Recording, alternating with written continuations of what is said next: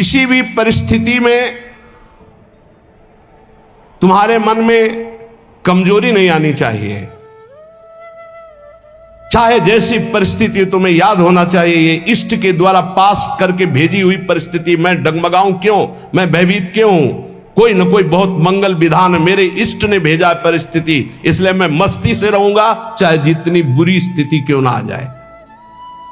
हृदय में या बाहर परिस्थिति, स्थिति या परिस्थिति, संतुष्टा येन केनवा, ये बहुत बड़ी बात है। क्योंकि इष्ट ने भेजा है ना, चयन किया इष्ट ने, किस लिए? होगा कोई उनका विधान, मंगल विधान, शांत प्रसन्न मुद्रा, कभी खिन्न नहीं, निकल जाएगी परिस्थिति और स्थिति भी। कभी कभी अंदर में भी स्थिति गड़बड़ होती है, बाहर भी परिस्थिति। इन्हीं के वचन अभी सुनाए थे पीछे। पापियों का ऐश्वर्य बढ़ता है। प्रश्नकर्ता को सुन ले ध्यान से, ज्यादातर प्रश्न करते हैं कि धर्म में चलने वाले को बड़े धक्के मिलते हैं, पाप करने वाले बड़े मौज से होते हैं। पापियों का ऐश्वर्य बढ़ता है, स्वीकार करते हैं। क्यों? क्योंकि उनके पुण्यों का नाश किया जा रहा है। तुम धर्म के फल में संदेह मत करना, ये पापियों का जो ऐश्वर्य बढ़ रहा है, इनको जैसे फांसी की सजा देने वाले को अंतिम इच्छा पूरी की जाती है, ऐसे सर्वनाश का खेल इनका शुरू होने वाला है। इसलिए इनके पुण्यों को फटाफट भुगाया जा रहा है, भोग ले। हम तो अपनी भाषा में कहते थे एकांतिक में कि जैसे चार आदमी दो हाथ पकड़ के दो पैर पकड़ के ले जा रहा है, आप कह रहे हो धन्य है, ना लिफ्ट से जा रहा है, ना पैदल जा रहा है, चार आदमी की गोद में जा रहा है, 8वीं मंजिल पर ले जाए, धन्य है उसका। धन्य नहीं है, ऊपर जाके पटकने जा रहे हैं नीचे। अब बताओ, ले जाते समय तो तुम देख रहे हो कि ना लिफ्ट में है ना पैर से चल रहा है, कितना सौभाग्य है। लेकिन परिणाम पता है आपको, ये चार लोग उसको ऊपर 8वीं मंजिल में ले जाकर पटकने जा रहे हैं। अब क्या लगेगा? धन्य नहीं लगेगा, बड़ेगा दुर्भाग्य है, मरेगा जाके। ऐसे ही पापी आदमी जब चारों खाने में हरा भरा नजर आवे ना, बढ़ता नजर आवे, तो आप हाथ जोड़ के शोक मगन होना, अब मरेगा ये जाके। ये चार जो ले जा रहे ना, ये ऊपर से पटकेंगे जाके। चारों तरफ हरा भरा, जिधर देखो उधर माला माल, जय जय जय जय, दिया सलाई लग रही सुकृत में, पुण्य में, क्योंकि पाप कर रहा है, अब भस्म होगा। कभी कभी गुरुजन जब समझाते हैं और जब देख लेते हैं ना कि बहुत पैंग लंबी बढ़ गई, तो मौन हो जाते हैं, नहीं समझता जीव। इसीलिए भगवान भी चुप हो जाते कि पहले जल ले। अच्छा, भगवान जानते कि तू मेरा अंश जलेगा, है नहीं, तेरी कपड़ा जलेगा। ये नयनम छिन्दन्ति शस्त्राणि नयनम दहति पावकहा न चैनम क्लेदयन्त्यापो न शोषयति मारुता। भगवान का बच्चा आग नहीं जला सकती, शस्त्र नहीं छेद सकता, जल नहीं डुबो सकता, वायु नहीं सुखा सकती। तो अगर डूब रहा है और मर रहा है तो मर, क्योंकि आत्मा को कुछ होना नहीं है और तेरे पाप किया है तो भोग। भगवान ऐसे देख रहे हैं। तुम कहोगे बड़े दयालु हैं, नहीं, इस समय दयालु नहीं, दयालु जान रहे कि मेरे अंश को कोई फर्क नहीं पड़ना, शरीराभिमानी पाप किया है, भोग ले। इसलिए वो अग्नि रूप भी हैं, वो जल रूप भी हैं, वो अपने में ही डुबो रहे हैं। किसको? अपने आप को। तुम्हें क्या फर्क पड़ रहा है? कुछ नहीं। हमारी भाषा समझ लो। कहें भगवान अब कहां गया, क्यों नहीं बचाया इनको, क्यों बचाए? उस समय जब उपदेश कर रहे थे कि ऐसा नहीं करना, तब तूने माना, नहीं माना तो भोग। तो बोले दया क्यों नहीं है? दया इसलिए नहीं कि असली वाले को जलन नहीं होगी और नकली वाला बचेगा नहीं। क्या? ये नकली है, यही जलेगा। असली जो भगवान का अंश है उसमें कोई ताप नहीं लगता। तो इसलिए भगवान शरीर, जैसे ये कपड़ा जल जाए तो अपने को क्या फर्क पड़ेगा, हम तो बच गए। बोले बड़ी कृपा, हम बच गए, कपड़ा जल गया। ऐसे ही कपड़ा जलता है, हम बिल्कुल नहीं जनते, हमें न कोई शस्त्र छेद सकता है, ना अग्नि। तो ये जब भगवान का अंश जीव है, भगवान ये जानते, इसलिए दया नहीं करते। अब कोई सही ढंग से चले और फिर उसके कपड़े में भी खरोच आने की बात होगी तो भगवान नहीं आने देंगे। और तुम दूसरों के शरीरों को भून भून के चटनी के साथ खाओ तो बिना चटनी के आग तुम्हें भून देगी। हमारी बातें बुरी लगेगी, लेकिन लिख लो, बिल्कुल फायर विकेट तब आएगी जब भून के तैयार हो जाओगे। पहले बूंद नहीं पानी मिलेगा, क्योंकि तुमने चटनी लगा के खाया है। वो अग्निदेव बिना चटनी के तुम्हें खा जाएंगे, क्योंकि वही अग्नि भगवान का स्वरूप है। इसीलिए कहते हैं कि होश में ये मांस खाना, मदिरा पीना, व्यभिचार करना, पापाचरण करना बंद कर दो। प्रभु अभी तक जो हुआ अब लो नसानी, अब ना सही हो, नहीं खतरे में हो तुम पक्का। तुम्हें नहीं दिखाई दे रहा है, कोई अविनाशी शरीर नहीं तुम्हारा। इस शरीर के लिए पापाचरण करके कभी सुखी नहीं हो सकते। तो पापियों के ऐश्वर्य को देखकर अधर्म को धारण करने वाले कभी संदेह मत करना। इनको ऐसे सुख दिया जा रहा है जैसे फांसी की सजा देने वाले को अंतिम इच्छा पूर्ति की जा रही है। बुद्धि बदल जाती है, बुरी दशा आने के पहले बुद्धि बदली जाती है। आप ना आवे ताई तहां ले जाए, वहीं ले जाएगी जहां उसका नाश होना है। बहुत सावधानी से, कोई गलती हो जाए, कोई पाप हो जाए तो तत्काल महापुरुषों से मिलो, संतों से, कि हमने ये अपराध कर दिया, उसका प्रायश्चित बता दो या हमें दंड दे दो और आगे से कभी नहीं करूंगा, अब मुझे उपाय बता। वो जो बोले, वृंदावन की परिक्रमा लगा लो, उपवास कर लो, ऐसा कर लो, बस बिना विचारे कर दो। उनके वचन से पाप नष्ट हो जाएंगे। क्रिया मात्र तो केवल एक निमित्त है, उनके वचन कि तुम ये कर लो, ये ठीक हो जाएगा। तुम्हारा जीवन नष्ट नहीं हो पाएगा। यदि कोई गलती हो जाए तो उसका प्रायश्चित कर लो। देखो, जो भगवान का भजन करते हैं, कभी भगवान से कुछ मांगते नहीं, उनकी पूरी जिम्मेवारी भगवान स्वयं ले लेते हैं। अगर तुम मांगना ही है तो भगवान से भजन मांगो, भजन कि मेरा निरंतर भजन बनता रहे। तुम अल्पज्ञ हो, भजन के सिवा और जो भी मांगोगे वो धोखा हो जाएगा, कोई लाभ नहीं है। ध्रुव जी को भी बड़ी अशांति हुई थी परम पद मिलने का, अटल पद भी मिलने के बाद। यदि तुम भजन करने वाले हो तो तुम्हारी निंदा होगी पक्का। भीतर ही भीतर जब निंदा हो तो प्रसन्न होना, उससे कभी शत्रुता मत करना, क्योंकि वो निंदा करने वाला कृपा करके भगवत प्राप्ति में जो बाधक पाप है उसको वो ले रहा है। बड़ी कृपा है। निंदा करना दूसरों के पापों को लेना है, अपने को तो करना नहीं है। दूसरा कोई अपनी निंदा करे तो बहुत प्रसन्न होना है। ये कितना महान है कि जो हमें भगवत प्राप्ति में बाधक बाहु थे उनका वो अपहरण कर रहा है। बिना प्रयास के, बिना प्रयत्न के, बिना भोगे तुम्हारे प्रारब्ध का नाश करने की सामर्थ्य निंदा में है, जो तुम्हारी दूसरे निंदा करते हैं। बड़े कृपालु हैं। इसलिए निंदक को परम सहायक मित्र मानना चाहिए। निंदक नीरे राखे आंगन कुटी छवाए, समीपे रहे जिससे कोई चूक ना होने पाए, हर गलती वो हमारी देखे। और भगवान बड़े कृपालु हैं। निंदक को सूक्ष्मदर्शी लगाने की जरूरत नहीं होती, सीसी कैमरा लगाने की जरूरत नहीं होती। उनके कान और नेत्र वहीं लगे रहते हैं और वो एक एक बात पकड़ करके साधु की और उसको निर्मल करते रहते हैं। इसलिए धन्य है, प्रणाम है, स्वस्थ रहे निंदक। अंतिम में उनको भगवत प्राप्ति हो, क्योंकि हमें भगवत प्राप्ति में बड़ा सहयोग किए। निंदा करने वाले महान मित्र हैं जो हमारे प्रारब्ध को बिना भोगे वो काट देते हैं। दूसरों की निंदा करने से जो हमारे पाप नष्ट होते हैं, अपनी प्रशंसा करने से अपने पुण्य और तप नष्ट हो जाते हैं। अपने मुख से कभी अपनी प्रशंसा न करे, दूसरे जो हमारी निंदा करते हैं उसे चैन से, आनंद से सुन ले कि हमारे ऊपर भगवान की बड़ी कृपा है, बड़ा पावन किया जा रहा है।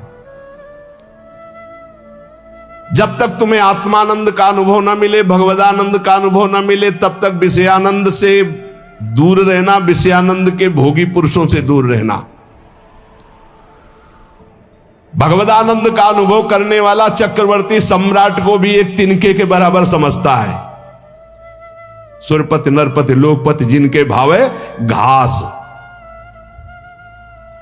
भगवदानंद का अनुभव करने वाला चक्रवर्ती सम्राट को वही तिनके के समान समझता है। अंदर से देख लो, प्रभु के प्रति भाव है या धन के प्रति या पद के प्रति, तो वैसे ही हो जाएगा। भगवदानंद जिसको अनुभव हुआ, सुरपति नरपति लोकपति जिनके भाव है घास, ये बात अंदर से समझो।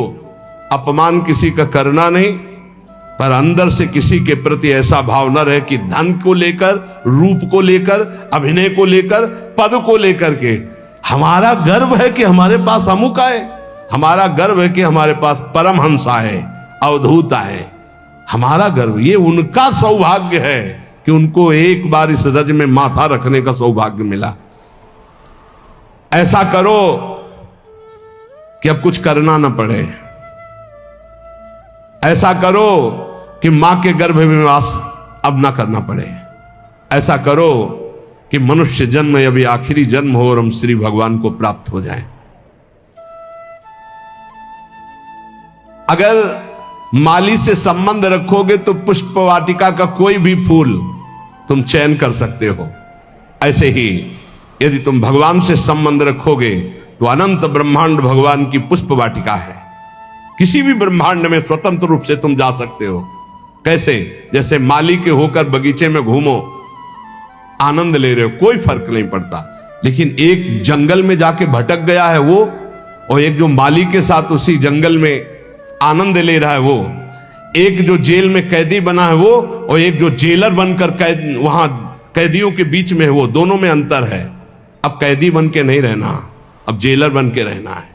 अब भटकना वाला नहीं स्वरूप है, अब माली के साथ रहकर भ्रमण करना है, आनंद लेना। अनंत ब्रह्मांड मेरे स्वामी के हैं और स्वामी की स्मृति के साथ कोई भय नहीं।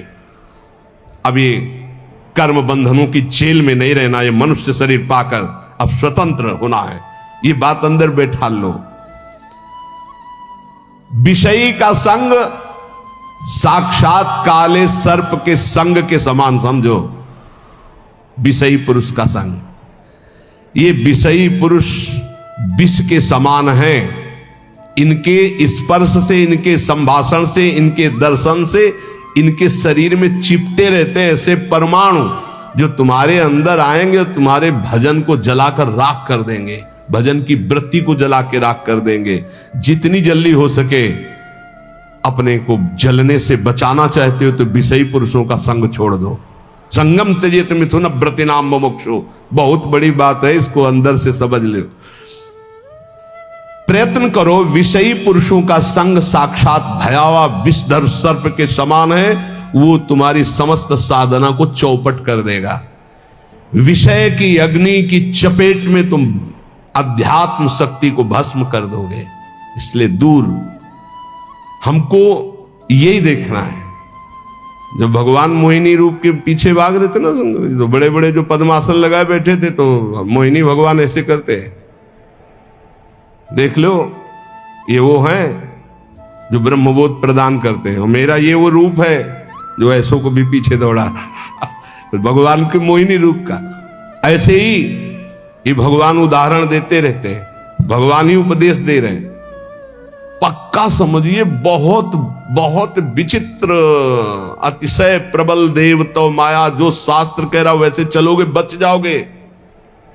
यहां सत्संग के द्वारा हमको ये समझना है कि हमें जो मिला बहुत कीमती चीज है, परमार्थ बहुत कीमती चीज, इसको छीनने के लिए बहुत माया रंग रचेगी।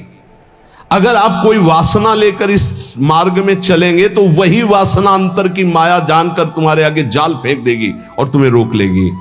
इसलिए सत्संग के द्वारा जल्दी से जल्दी वो वासना काट दो जो तुम्हें गिराने वाली है। उस वासना का संयोग होने पर भागो, ना कि उसको स्वीकार करो। पहले प्रयत्न करो, फिर प्रार्थना करो। पहले बचने की कोशिश करो। जब आपको लगे कि अब गिरा, तो फिर भगवान से प्रार्थना कर दो कि तत्काल मुझे बचा लो। यदि कोई ऐसी विपत्ति आ जाए तो पहले बचने की कोशिश करो, भागो विवेक के द्वारा। अगर नहीं संभल पा रहे तो इष्ट को पुकारो, देर मत करो।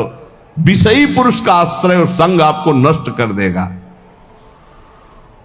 बहुत बहुत सावधान, बहुत सावधान। मतलब ये भले भजन कम हो, पड़े रहो, भगवान की प्राप्ति हो जाएगी, क्योंकि भरोसे पे पड़े रहने वाला ही महान संत बनता है। लेकिन संग किसी का ना, असंग, असंगता बहुत बड़ी सिद्धि है। चाहे गृहस्थ में हो चाहे विरक्त में, अपने को बचाओ। जो आपके सुकृत को, आपके भजन को लूटने वाले लोग हैं, ऐसे लोगों से बचो। सदा इतना तो ज्ञान तुम्हें होना चाहिए कि तुम्हें उचित फंसाया जा रहा है या अनुचित फंसाया जा रहा है। लेकिन अनुचित फंसाने वाले बहुत अमृत जैसे लगते हैं। इस मार्ग में चलने वाले पथिक की बुद्धि ऐसे धोखा देती है, अनुचित फंसाने वाले अमृत जैसे लगते हैं। बहुत बहुत किसी भी गृहस्थ के द्वारा दी हुई सेवा श्री भगवान ने निमित्त बनाकर उसे भेजा है, ऐसे माना जाता है।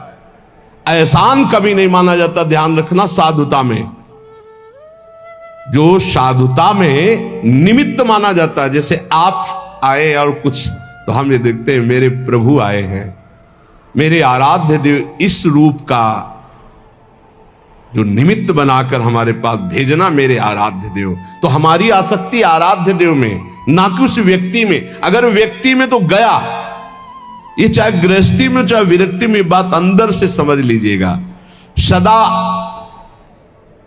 अंदर से विचार करते हुए कि हम उचित कर रहे हैं या अनुचित। यदि तुम इस पर चूक कर दिए तो तुम्हारा जीवन व्यर्थ हो जाएगा। बहुत ही दृश्य देखने को मिलते हैं। इसलिए ठगे ना जाओ, ऐसे बनकर रहो। पूरे संसार में ऐसे घूमो। ठगा कौन नहीं जाता? जो गरीब बन के रहता है। त्रणादपि सुनीचेन, वो नहीं ठगा जाएगा। जो बड़ा बन के चलेगा वो ठगा जाएगा। पक्का समझ लेना। संसार में हमेशा तुम्हें रहना नहीं है। यहां तुम कमाई करने के लिए आए हो, सत की, तपस्या की, भजन की, धर्म की। इसलिए ठग लोगों से सावधान। काम, क्रोध, लोभ, मोह, मद, मत्सर, ये ठग है। बहुत बुरी तरह ठगा जाता है, बहुत बुरी तरह। प्रारंभ से लेकर अंतिम तक फाइनल में जो निकल पाए हो, कोई गुरु का कृपा पात्र पहलवान होगा, दूसरा कोई नहीं होगा। ये हम आपको घोषणा करके कहते हैं। अगर कोई इस भाव समुद्र से निकल पाया तो गुरु का लाडला होगा, दूसरा हो नहीं सकता। चाहे जितना बड़ा कोई तपस्वी हो, चाहे जितना बड़ा कोई ज्ञानी हो, गुरु कृपा पात्र ही क्रॉस कर पाएगा, अन्यथा नहीं कर पाएगा। ये बिल्कुल हृदय की बात कह रहा हूं। फंसाए रखे हैं। अगर गुरु करुणा ना हो तो निकल ही नहीं सकता, पक्की बात है। जहां हम समझते निकल गए, वो दलदल था। अगर निकला गया तो केवल गुरु कृपा से निकला गया। दलदल कैसा होता है? एकदम प्लेन, ऊपर सूखा, बराबर एकदम लगता चकाचक हो, जो रबड़ी जैसा। पैर रखो, धसते चले जाओ। ये है पंख, माया पंख। इससे केवल गुरु का लाडला ही निकल सकता है। ये बिल्कुल जय घोष के सहित हम कहते हैं, जिसने अपने गुरु चरणों का आश्रय लिया वो माया पर विजय प्राप्त कर लिया। अन्यथा उसके इतने हथकंडे फंसाने के हैं कि को बिरला, जो कहो हरिवंश रस बिरलो समझनहार, एक दुई जो पाइए खोजी सब संसार। जो गुरुदेव का अभिन्न अंग बन जाता है, उस शिष्य को अपने उद्धार के लिए बुद्धि का प्रयोग नहीं करना पड़ता। ये हम बड़े बड़े महापुरुषों के वचन सुना रहे हैं। जो शिष्य अपने गुरुदेव से छल कपट और झूठ बोलता है, उससे बड़ा महापापी और कौन हो सकता है?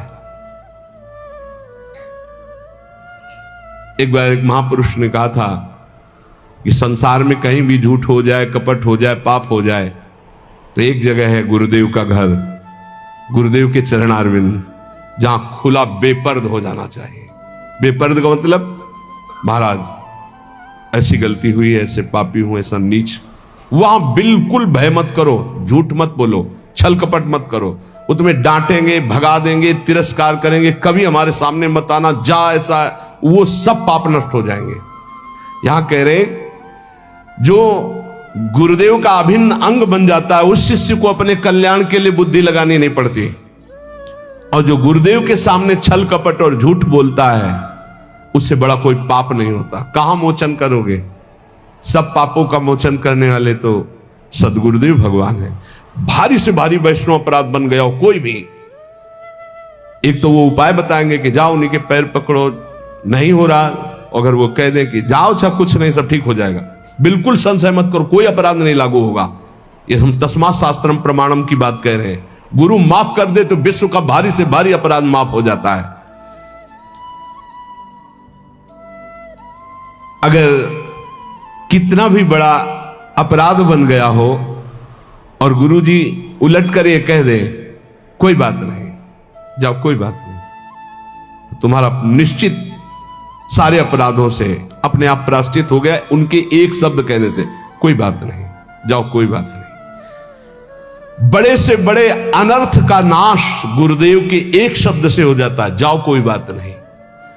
वेद शास्त्र को सामने रखकर अत्याचार अनाचार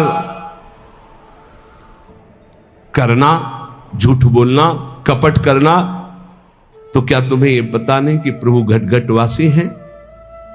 क्या वो प्रभु नहीं देख रहे कि तुम शास्त्र को सामने रख करके क्या आचरण करते हो, क्या बोलते हो? तो शास्त्र गुरुदेव यही तो तुम्हारे कल्याण के लिए है। कम से कम शास्त्र का प्रवचन, शास्त्र की वार्ता और गुरुदेव के शब्द, गुरुदेव के प्रवचन, गुरुदेव की वार्ता, इसी तो अपने जीवन में सत्य मानकर उतारो।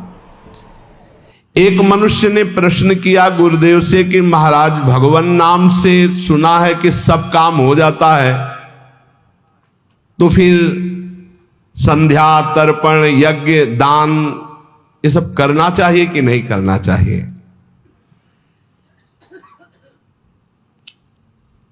तो उत्तर दिया गुरुदेव ने कि जैसे हल चलाने के लिए बैल ही जोता जाता है, हाथी नहीं जोता जाता है।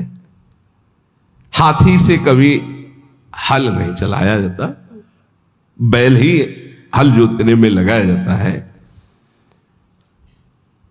इस प्रकार जैसे दान देना है या संध्या तर्पण आदि करना है या और अन्य कार्य हैं, भगवान नाम बड़ा महान साधन है, उसको केवल भगवत प्राप्ति के लिए रखो। व्यवहार में जो कर रहे हो, ये दान है, ये पुण्य है, ये तीर्थ स्नान है या संध्या तर्पण है या और, ये सब छोटे छोटे कार्य हैं, इनके लिए नाम का प्रयोग ये जहां जैसा अवसर आवे वैसा कर दो। अपनी नाम निष्ठा को प्रकाशित मत करो और नाम को केवल भगवान के लिए रखो। अजित भगवान को जीतने के लिए नाम है, उसका साधारण कार्यों में प्रयोग नहीं, उसका साधारण कार्यों से समानता मत रखो। वो एक असीम अनंत सामर्थ्यशाली सुमिर पवन सुत पावन नामो अपने बस करी राखे रामो। महाराज, कई लोग ऐसा कहते हैं कि स्त्रियों को गुरुमंत्र नहीं लेना चाहिए, स्त्री का तो एकमात्र पति ही भगवान है, पति का ही सेवन करने से उसे भगवत प्राप्ति हो जाती है। तो ये कहां तक सत्य है महाराज?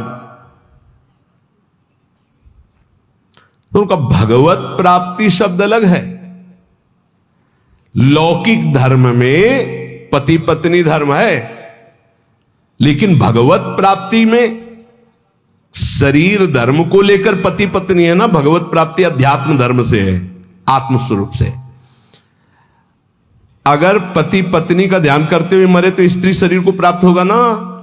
पुरंजन को देखो भागवत में पढ़ के, और अगर स्त्री पति का ध्यान करते हुए तो पुरुष शरीर को जाएगी ना, पुरुष शरीर अगला बनेगा, योनि से तो मुक्त नहीं होगा ना, योनियों से तो मुक्त नहीं होगा।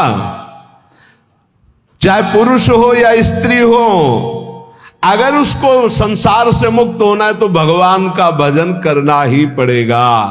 ध्यान रखना, ये लौकिक धर्म के अंतर्गत है। शास्त्रों में पति की सेवा करते हुए, पति की आज्ञा में रहकर संयम नियम पूर्वक खूब नाम जप करते हुए भगवत प्राप्ति, भगवत प्राप्ति के लिए भजन करना ही पड़ेगा। वार मथे ग्रत हुए बरु सिकताते बरु तेल, बिनु हरि भजन न बहुतरिया सिद्धांत पेल। स्त्रियों को चाहिए कि अपने पति में भगवत भाव रखते हुए भगवान का नाम जप करते हुए उनकी सेवा करें, तो वो इस मानव देह का परम लाभ प्राप्त करके भगवान को प्राप्त हो जाएंगी। और अगर भगवान का भजन नहीं हो, केवल शरीरासक्ति है, तो शरीर बदलते रहेंगे, भगवत प्राप्ति नहीं होगी। योनि से मुक्त होने के लिए भगवान का भजन अत्यंत आवश्यक है।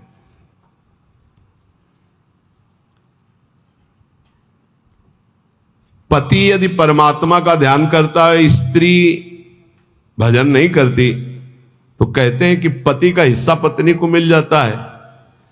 ये छोटे छोटे इसलिए प्रश्न प्रायः ये सबके रहते हैं, ये भी प्रश्न हुए।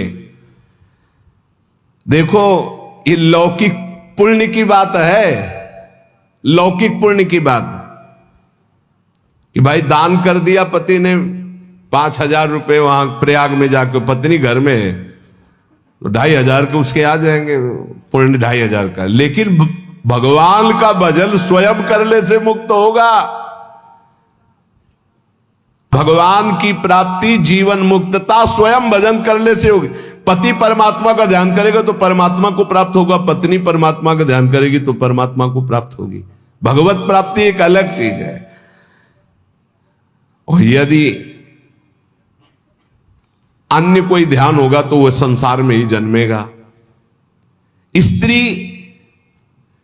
यदि शरीर का ध्यान करते हुए पति के मरे तो भगवत प्राप्ति हो जाएगी क्या? शरीर की प्राप्ति होगी। पुरुष स्त्री शरीर का ध्यान तो स्त्री शरीर की प्राप्ति। भगवत प्राप्ति के लिए सिर्फ भगवान का भाव। अब वो चाहे मंदिर में मान लो भगवान, चाहे पति में भगवान मान लो, चाहे पुत्र में भगवान मान लो, चाहे कुत्ता में भगवान मान लो, जहां भी तुम्हारा भाव बने। अगर देखो नामदेव जी ने कुत्ते में भगवान माना तो भगवान मिले ना, खंबे में भगवान माना तो भगवान मिले ना। भगवान के भाव से ही मुक्ति है, भगवान के भाव से ही भगवत प्राप्ति है। ये साधारण पुण्यों का हिसाब किताब भले हो जाए, भजन का नहीं। भजन तो करोगे तो भगवान की प्राप्ति होगी।